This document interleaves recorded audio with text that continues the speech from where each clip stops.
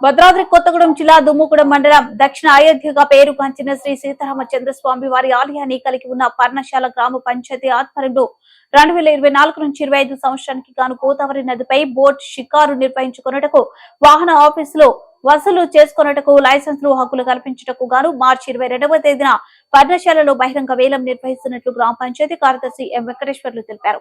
గిరిజన అభ్యర్థులు మాత్రమే ఈ బహిరంగ వేలం పాటలను పాల్గొనటకు అర్హులని, పాటలు పాల్గొనేదలిచిన అభ్యర్థులు పంచాయతీకి ఎటువంటి బకాయిలు ఉండరాదని, గిరిజన కుల ధృవీకరణ పత్రంతో పాటు ఏజెన్సీ ఏరియా సర్టిఫికెట్ గ్రామ పంచాయతీకి సమర్పించాలని, 5 లక్షల రూపాయల విలువ గల సాల్వెన్స్ సర్టిఫికెట్ తో పాటు 5 లక్షల రూపాయల డిపాజిట్ డీడీ రూపంలో సమర్పించాలని తెలిపారు.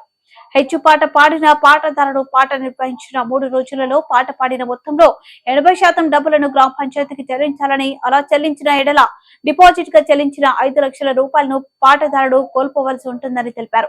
గ్రామ పంచాయతీ పాట నిబంధనలకు లోపడి ఈ బహిరంగ వేలం పాటలో పాల్గొనాలని ఆయన విజ్ఞప్తి చేశారు. ప్రముఖ పుణ్యక్షేత్రం పర్ణశాలలో ఉండడంతో నిత్యం భక్తులు వేల సంఖ్యలో సీతారామచంద్ర స్వామి వారిని దర్శించుకోవడానికి వస్తుండటంతో బోట్ షికార్, వాహన పార్కింగ్ ఆఫీసులు వసూలు పాటలు దక్కించుకోవడానికి తీవ్ర పోటీ నెలకొన్నది.